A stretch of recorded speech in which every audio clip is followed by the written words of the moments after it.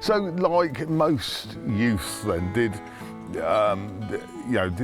you stay with the fishing, or did your education? When did you leave school? What education? 15. It was good. I left, but to go to art school, I was in those days you could get into art school with virtually no qualifications. I never took as they were called, GCEs then, not GCSEs. I did art at 15, but I didn't do English or maths. So I went to art school at 15. I was 5 years at art school, which was fantastic. And then I left and went freelance straight away. I wasn't going to get a job. I thought, what I'm going to do, I'm going to work, I'm going to fish, and that's my life, and it worked out. And good decision. So I kept the fishing going. Obviously, there was, I fell in love. There was those diversions, distractions, as it should be. But somehow I always made, whatever happened, it nearly always happened through the winter, which was fine. The carp weren't doing too much in the winter, so that was when Rumpy Pumpy happened in the winter. And come June the 16th, I always managed to wriggle free, and I was always there. And I think somewhere I've got a list, and I don't know what's happened to it, because the last sort of 4 or 5 years I haven't seen it, but I would add to it every year. It must be, it's 51 dates on this list, and there are, go on now. Oh no, it's not. we have a knot carp. A knot carp. Oh, you weren't supposed to do that. We weren't supposed to do this. Look, I've bagged it. He wants to go home with you, I think. He's fallen off the hook, and he's ended up in your bag. Well, I am very keen on perch at the moment. It's one of my little passions, but you're going to have to go back. Yeah. So many of my carp angling friends, everybody's second favourite fish is the perch. So they are wonderful. So did carp then? I mean, predominantly then. Once you're not doing your rumpy bumpy and all the rest of it, you were predominantly fishing for carp then at that stage? I was completely addicted to carp. Yeah. From the age of about, when I caught that first one I was 14, and unfortunately that village pond, that was 62, the next year it was gone. Because that was 63, the big, the Arctic freeze. Yeah. And when the pond unfroze in March of that year, 200 wildies just rolled up dead. They just came up in the ice. They hadn't frozen to death. It was just lack of oxygen. Yeah. And they just and everything died. We saw pike that we never knew existed in the pond. Thousands of gudgeon and perch, but no crucians. And it was my first lesson. I mean, I thought everything had died. And then 2 years later, a friend phoned up and said, came around with his bicycle and said, I've just caught a carp. I said, no, there aren't any left. And he had it in the keep net. And I said, that's not a wildie, that's a crucian. And that's why we hadn't seen any crucians.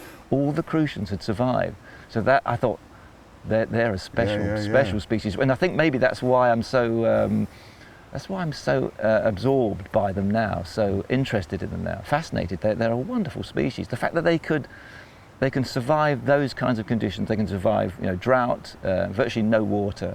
But also they are I just think they're a lovely fish. So now I'm still with the carp in a way, but it's kind of and it's possibly our only native carp too, the crucian. Of course.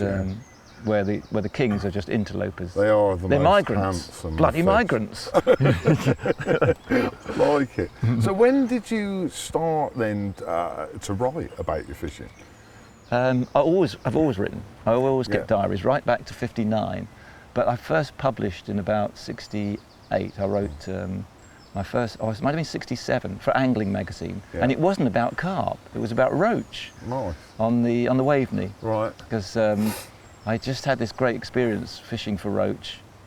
Always wondered that, like it hasn't. That's one thing that hasn't changed.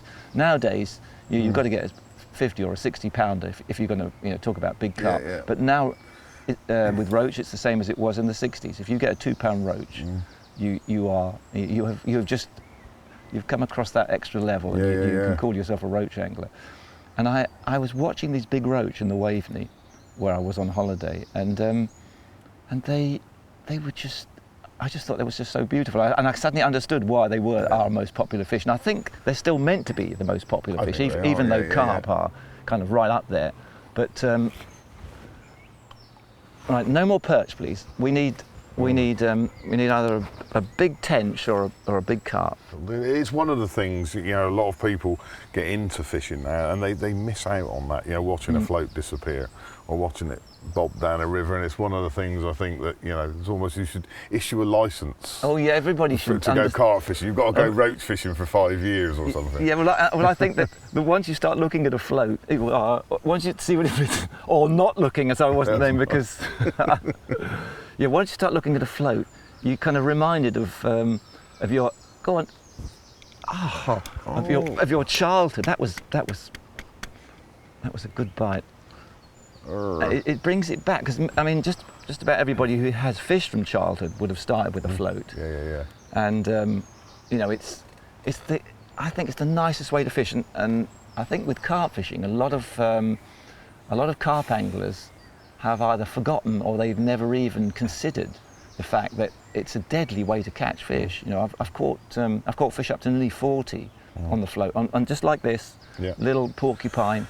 You know, and actually this is a peacock quill, but you know, something like that with a sort of 2 BB at the bottom and just a bait, and just dropped into the bubbles. And why it's so great, and I used to see this all the time at Redmire, why it's so great is that you get you know, you can watch a fish go down on the bait, and you can see the thing come up, and you wait for the line to go, and it's not going to go, so you strike, boom, and you've got him. But if you can't see the fish, with a float, you know, you're going to get a great indication, but the line hasn't actually moved. The float's gone under, but the line to the rod, nothing's happened. If you had a buzzer on, you wouldn't know. And very often it raises itself, and then you see the gill, and the bait comes out. But with a float, you get it every time. That style of fishing is so much more proactive, and I think it helps, although I don't think watercraft is a learnt skill, but it helps you to understand what the fish are doing when you're out there watching them. Yeah. And I think definitely. a lot of people miss that. 90% of the time I think they're wasting their time sitting behind the rods. But I get bored. I'm the most impatient angler that anyone's ever fished with or been with. Patience has nothing to do with it. It's all to do with observation. It's all to do with, you know, sort of knowing when to cast and when not to cast. Because very often, I mean, when you're fishing like this, you know, it's a great day. You know, it's breeze, it's overcast. It's good. There's going to be fish feeding. But some days, you know, like we've had this summer, it's been a fantastic summer. But you're going to waste your time a lot of the time. So I don't like to fish like that. I mean, you could put out 4 rods and just go to sleep. But I mean, I used to do that in my 20s. I cannot do that now. That is not fishing to me. That's just machine minding. You know, it is a little robotic. And I think all the good anglers I know, the good carp anglers, what we got? I think They're not allowed it was to very small. Yeah, I think all the good carp anglers I know are impatient, man.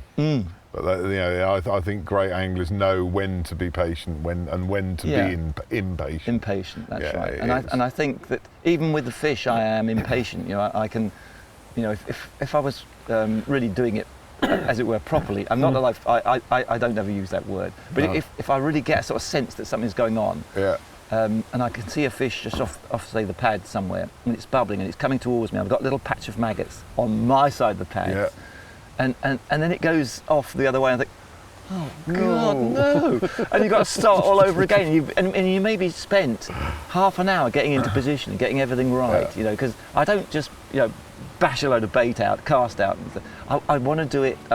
It's got to be like an art form. You've got to do it so you set up a little bit here, and you creep in a little bit, and you keep your head down, and see if the fish is feeding. You don't need any bait, because if you can get a bait to it without it knowing you're there, you're going to catch it. And that's the secret. It's as simple. It's not. I hate to use that phrase, rocket science, but actually we must talk about rocket science later. I think we shall. It's something that I know quite a bit about. Really? Yeah. I'm getting into that. Yeah, definitely. Okay. But I mean, let's go back to the rods.